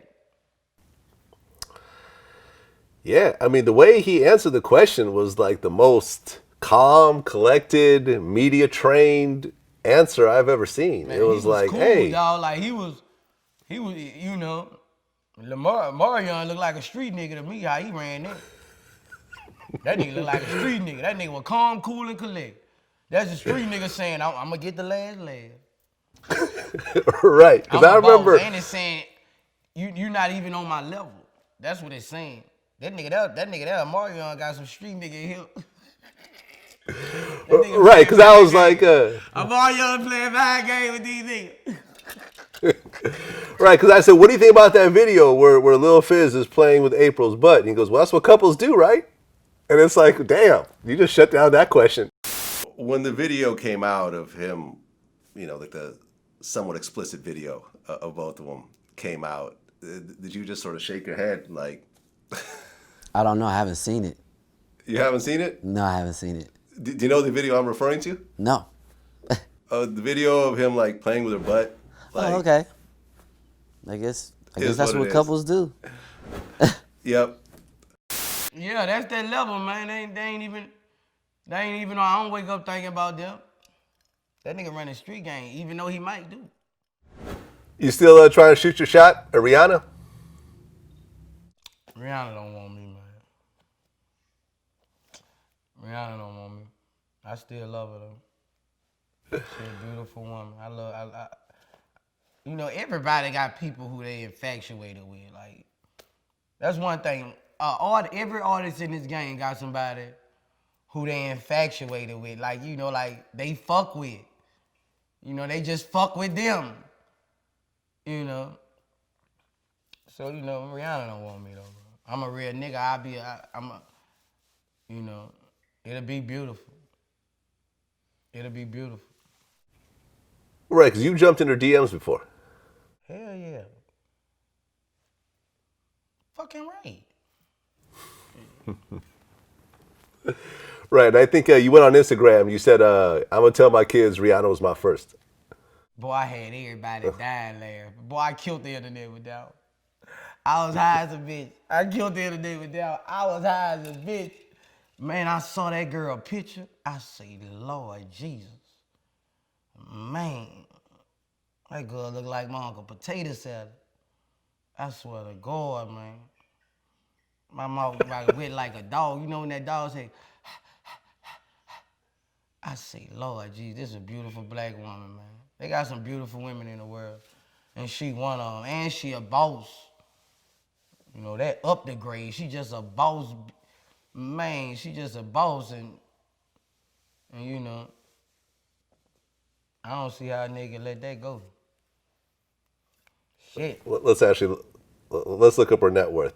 Rihanna has an estimated net worth of $600 million.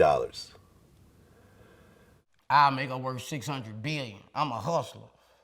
She'll be worth 600 billion if she had me. Yeah, I bet you that. Well, we talked about Webbie recently. Someone tweeted me and said, ask Boosie about his beef with Webbie. And I said, I've never heard of no beef between the two of them. I ain't got no beef with Webbie, man. Hell no. Okay, thank you for clearing that up. I could never beef with Webbie. Hell no. That's what I thought. Hell no. That's exactly what I thought. Because you guys have so many classics, man. Like, Independent is a bona fide classic between with both of y'all on it. Oh yeah, we got classics for days, years. Yeah. How come we don't see Boosie and Webbie together no more though? We don't see him like your last few albums. I don't think I saw Webbie on any song. It ain't me, dog. It ain't me, dog. We just don't see eye to eye on some shit, dog. Like, it ain't me. I still love him, but I feel like it ain't me, But that my nigga, I love that nigga. I've been through a lot with that nigga, I just, like, I gotta keep going, I'm a train, dog. I'm a train, I gotta keep on going, dog. I gotta keep on going. For real. Well, hopefully y'all can reconnect. I'm a fan of both of y'all. I've interviewed both of y'all multiple times. I think you guys have made magic together, and I think you guys could do it again. Hell yeah. I'll just put that out there. Yeah, I'll put that out there in the universe. We just gotta get on the same page, and we just gotta get on the same page. When I get pissed off, I get pissed off. But I love that nigga. So did you guys have words? Nah, it ain't no words. It ain't. We done had words plenty of times. Fuck. We done had words and be back in the same hotel the next night. So it just I just gotta keep going, Vlad. I gotta keep going, Vlad. I adapted to this new world shit. I gotta keep going, Vlad. Hopefully we get in there. We make some more classics. But I'm every month and a half, I'm dropping a classic shit. I recently interviewed Jason Williams, the basketball player. Do you know about Jason's story? He accidentally killed got hit in a car wreck. Me on a motorcycle. Nah. Jason Williams ended up accidentally killing his limo driver with a shotgun. Well, okay, basically the story was he was playing for the Nets. He had like a $90 million contract, and then him and Stephon Marbury ended up colliding into each other. His leg got broken in two places, and then that was the end of his career. But he walked away with all that money. You know how basketball contracts do. So, he was doing his thing, and he always kind of had a thing about playing with guns. And one day he had a bunch of people over his house, including this limo driver, and he was like showing people a shotgun, and the gun accidentally went off, killed the limo driver right then and there. And then he tried to cover it up, and then he got caught, and he ended up doing a couple of years in prison for that. What he told me that was kind of interesting that I never knew, because me myself, I'm not a felon. You have felonies on your record? Yeah, I got a couple felonies. Yeah. Okay. What he explained to me that I never knew, he said he got out of prison and he had to live in a hotel room because nobody would rent an apartment to him as a convicted felon. It's some things that we need to work on is because, look, man, when I came out of prison and all those few good things that you said about me, I still could not get a place to stay, right? Because I was a convicted felon. So I don't know if you know that I had to live in a hotel while I was doing my parole. And I had, because when you are a convicted felon, I went to apply at this building and said, denied. I didn't know that. I was like, wow, I'm denied. Why? I said, my credit's good, my money's good. Why? And they're like, you just denied. So I went to another building, and then another building. And then I went to the Yale Club and gave a speech.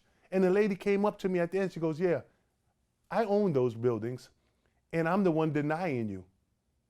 True story, right? And it's the Ratner Group. And she said the HOA, Homeowners Association, or the tenant groups didn't want a convicted felon in there. And if you're a convicted felon, you can't.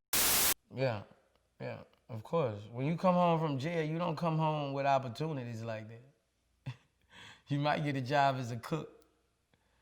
Once you fill out your application, most times you should lie on it. That's what I advise people. You should lie on it. Because even when you do get hired, you looked at a certain way. By you been in the penitentiary. It's a setup. I just feel it's a setup. It's a setup for destruction because You know, prison is supposed to be rehabilitation. You know, we done committed a crime. If we're really rehabilitated, why we're not allowed to have guns? If we're rehabilitated, if you didn't got why we are not allowed to have guns? We need them better than anybody. You know, like we need them better than anybody, and you're not allowed to do this. You're not allowed to do that. So really, I got 80% of my foot in the door, out the door in prison, and 20% of my foot in the door. Because you got me, it's like a box, man. It's like a box. It's like a box they keep you in, bro. Knowing you done been through all this, you done been on the news, you know, your life in danger. You know what I'm saying? You're not even allowed to have a firearm. Well, I interviewed Trey D, and we talked about this, who's a felon as well. And the way he described it, I never heard it before. And the ones they feel will disrespect them and still keep the firearm, they know now, them the ones to pull over. You know. Well, Trey D, he said that when it comes to prison, you don't just do your time and you're even. He described it as forever punishment. Yeah, but it just kind of goes to show that the point of prison is supposed to be rehabilitation. It's not. It's not. It's forever punishment. Forever punishment. Yeah, it is. Would that be accurate from your point of view?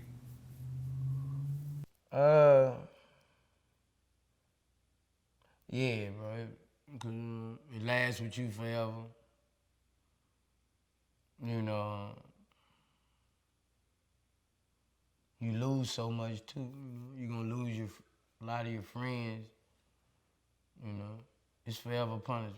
A lot of people gonna die on you, bro.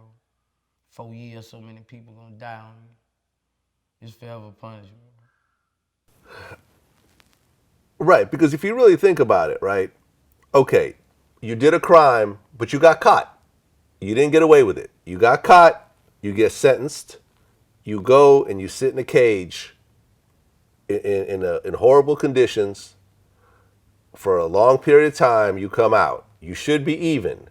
But instead, you're now in a situation where you can't get an apartment because you're a felon. Right.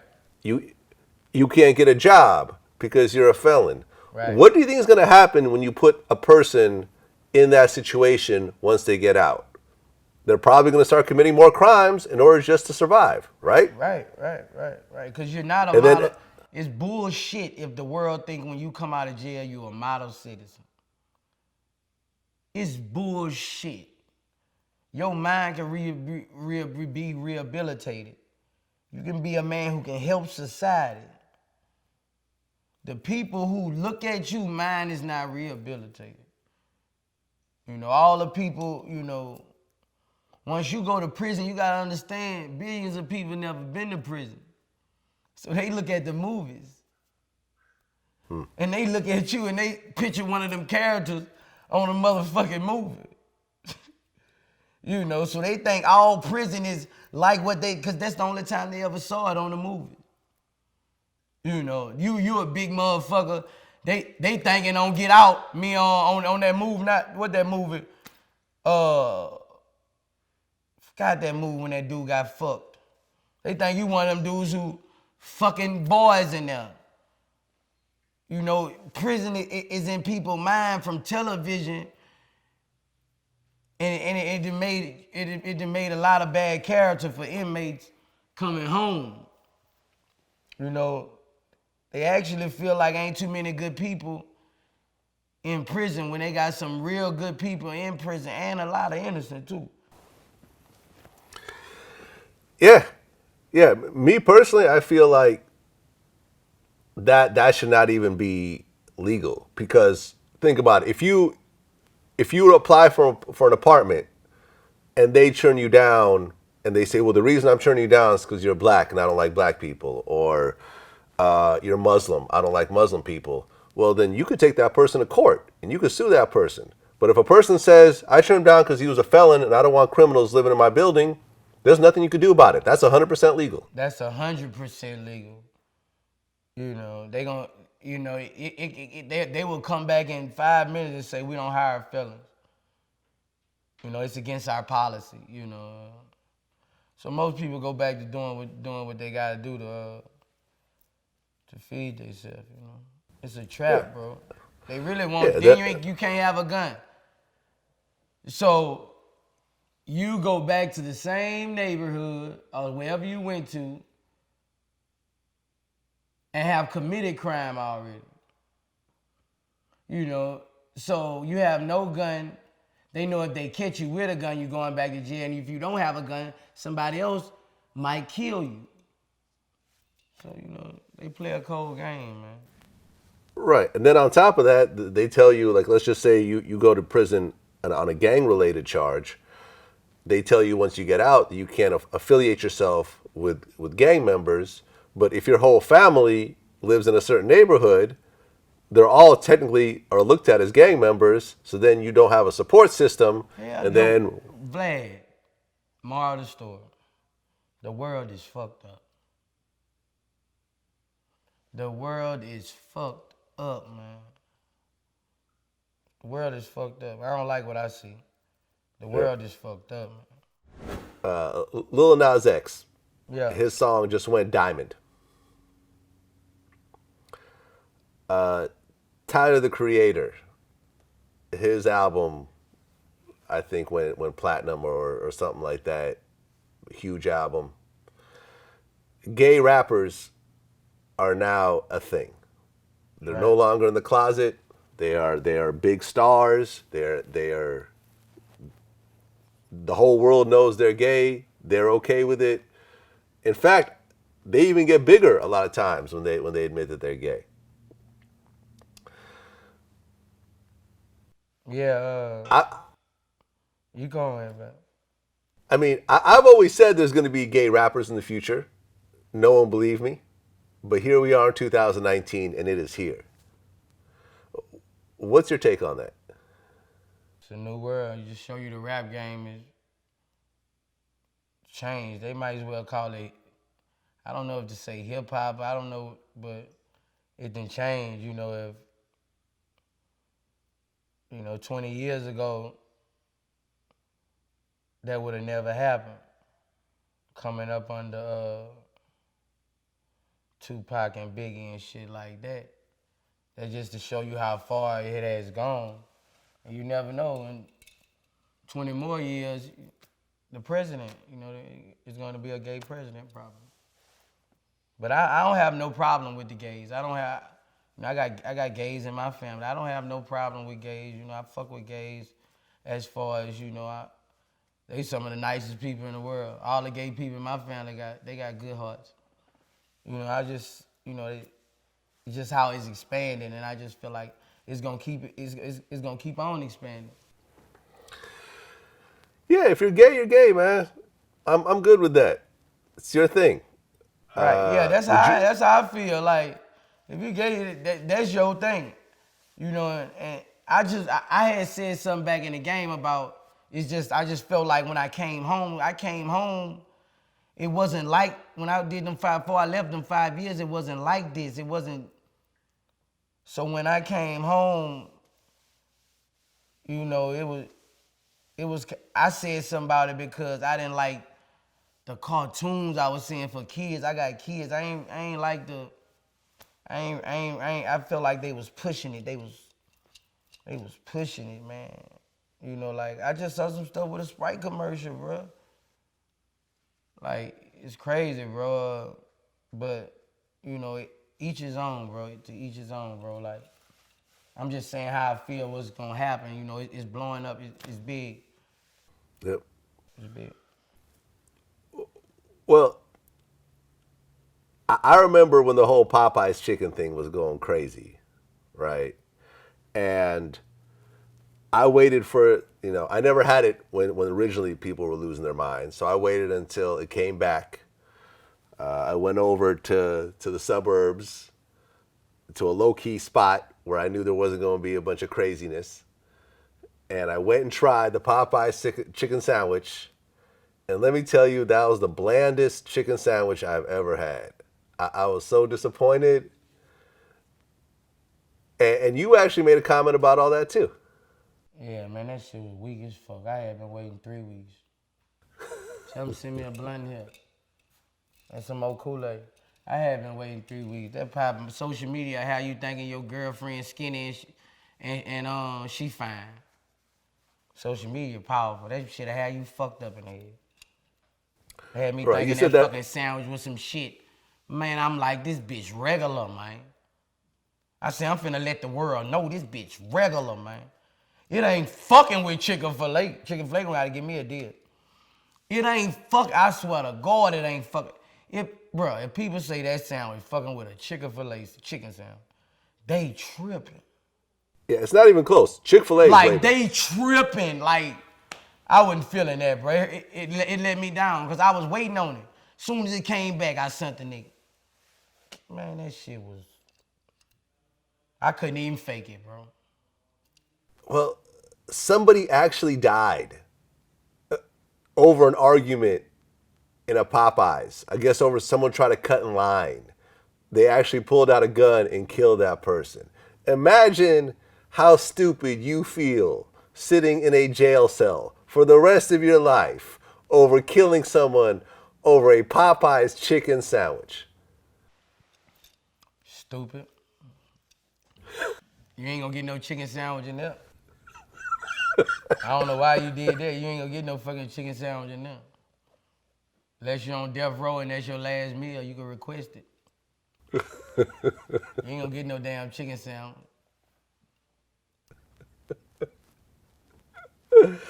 Yeah, people are getting beat up. Everything. I just don't know what the world is coming to these days. Social media will make you lose your life. How you thinking your girl fat and she fine as a bitch? Social media, I'm telling you, this shit strong. This shit another news channel.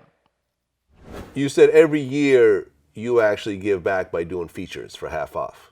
I saw a couple of videos where you're announcing that. Right. How much is a Boosie feature and how much is the sale? Yeah, man. Well, I mean, you saying they're half off. I mean, I'm trying to, half off what? You're the one that's announcing it. I usually charge $13.5 for a verse, So I'm letting niggas get them for like $6,500, Everybody ain't got no $13,000 what I be getting everywhere I go, So they got a lot of people have, 6,200 and 6,500. So it's me hustling. It's me giving a lot of dudes opportunities who coming up in the game. It could be anybody. Anybody might want a song. You might just want a song who got money, who got a few coins. I want a song with Boosie. This gonna be my song. You might want to get a song for your nephew. It's a reasonable price, and you gonna make your money. You get a song with Boosie, you make your money back around the city right quick. So it's me hustling, trying to, get stuff for my family. It's Christmas, so like 50, 60 of my family members coming from Baton Rouge. So, I'm Santa Claus, man. So I gotta run it up. I gotta run it up right quick, and I do this every year. So my Christmas be better. And, niggas who getting these verses, I done made their Christmas better too. I done made their next Christmas better. And niggas jumping on it. You realize some niggas spend $6,000 in the mall, nigga. Sorry to interrupt you, but where'd you come up with this 13.5 number? It's not 10, it's not 15, it's 13.5. Like, where did that come from? That's just that number. We strike and let somebody strike higher. We ain't breaking under 12. But that's that number we strike. Cause whoever you strike, they gonna strike a little lower. It's kind of like it's bait. Okay, so when you say 13.5, so I'll give you 12. Okay, I see what you're saying. And then you negotiate from there. Right. Okay, I dig it. I dig it. Then I got Boosie Bash coming up. You know, Boosie Bash coming up, so I gotta try to book all these artists in the next 4 days, bro. And you know, this shit been heavy on me, so you know I gotta do what I gotta do, bro. All right, so last question. What do you think about reparations? Who? Reparations. What the hell? That's the government giving money back to the descendants of American slaves based on what happened to them. So they gonna give us money back? Everybody, you There's owe the no- whole world. You owe everybody black.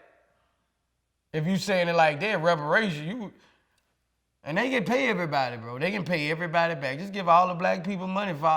That's how I feel. If that's reparations, that's the reparations I'm gonna want to see. Everybody who black,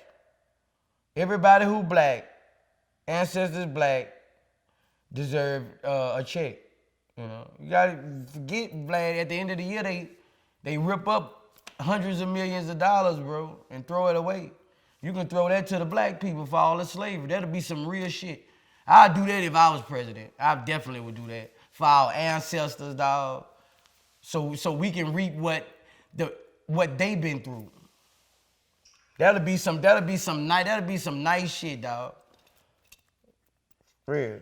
Well, yeah. Considering what America did to black people, I'm 100% for reparations. How we But- got, but and we never got paid back. We never got No, paid. no. You We let never us got in a paid. school that was still fucking racist. You let us in a school that was still fucking racist, regardless. You gave us cocaine and all these drugs to deteriorate our whole community. We fucked. We should get some money. We been getting fucked. We been getting fucked.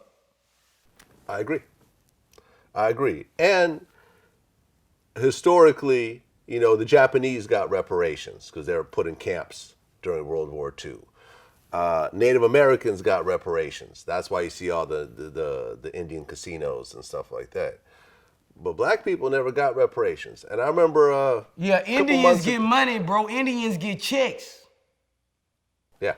Indians get checks. Yeah, Indians get fucking checks from the government.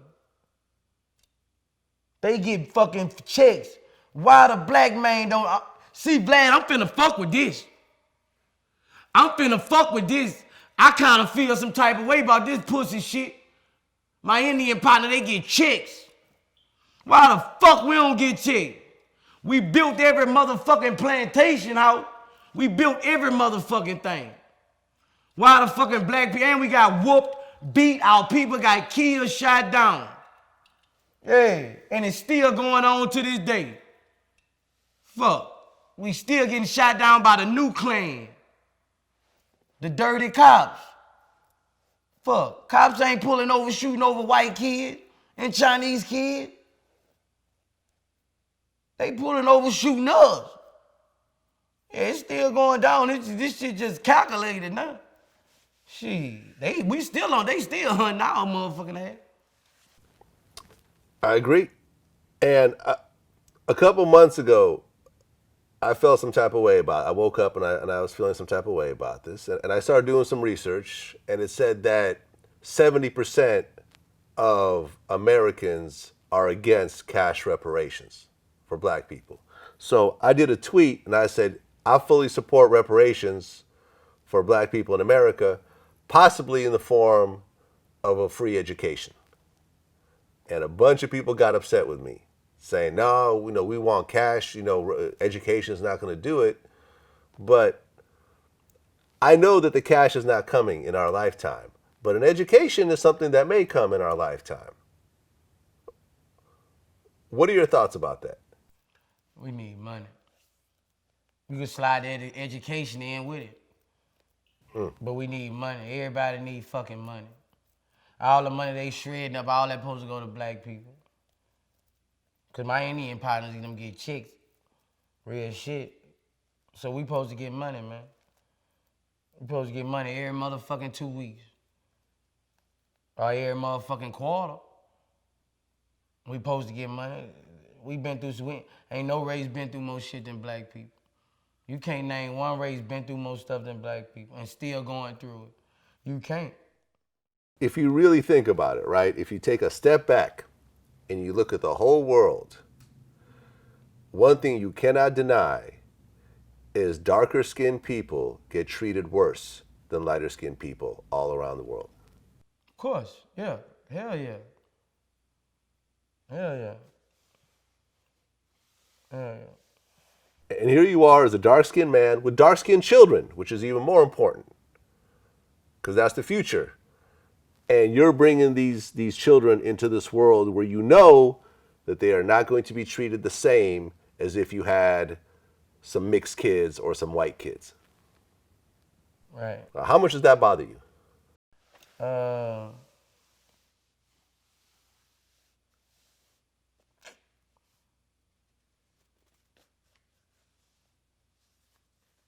That shit don't really bother me because I'm from Louisiana. I've been around this racist shit. The blacker the nigga, the lighter the trigger. My cousin used to say, the blacker the nigga, the lighter the trigger. You know, and that just come from, all kind of shit. Like, you pull over a clean-cut, light-skinned guy, most of the times they will want to hear him out. You know, if he's dressed regular, they'll still want him. It might not be as bad. But if you pull over a dark-skinned male and he's in regular clothes, and I done seen this as far as experiments, they tough on you, bro. They tough on you. I think the blacker the skin, the more fear we bring to people. I really do feel that. You know, that's just a part of life. They be like, that old black ass nigga there. You know what I'm saying? That's even with our race, talking about our race. You know, it's just how the world shaped itself, lad. You know, the lighter the skin, sometimes people do look at you weaker. That's why a lot of light-skinned dudes be head busters. They be proving themselves, you know, because, you know, it's different. It's kind of different. It ain't that much different. It's kind of different. Because these days, even everybody look the same. Everybody hair look the same. Everybody, you know, so if you black these days, most people, we really looking black because we being treated like that anyway. Yeah, man. I hope that after we're all gone, that this type of bullshit just isn't around anymore. It makes no damn sense. It was designed to separate people. It was designed to make people hate themselves and hate each other. There's no place in it in modern society. I'm finna go tweet when the black people getting our reservations. What you call it? Reservations? Reparations. Reparations. I'm finna go put that on my Instagram. I want my motherfucking reparations. I got some black ass people in my family. See. There we go. That's how we're gonna end it. You know, I put you up on something new, and you're gonna get behind it. I love it. Something positive. Something positive. That's what it is, Boosie, man. Always a pleasure, always an honor. And we'll get you a Christmas present this year. I appreciate something it. Nice. Man. Something nice. You want me to just send it directly to your house or yeah, you know? send it priority mail it. Whatever you do, just get it to me. Just let me know it's coming. Appreciate that, Vlad, nigga. Vlad got me Versace, everything. Appreciate that, Vlad, nigga. I got cups, plates, everything, nigga. I'll let you know it's coming. I'll get your tracking number and everything. Tell Cuba Gooding Jr. he's invited. That's what it is.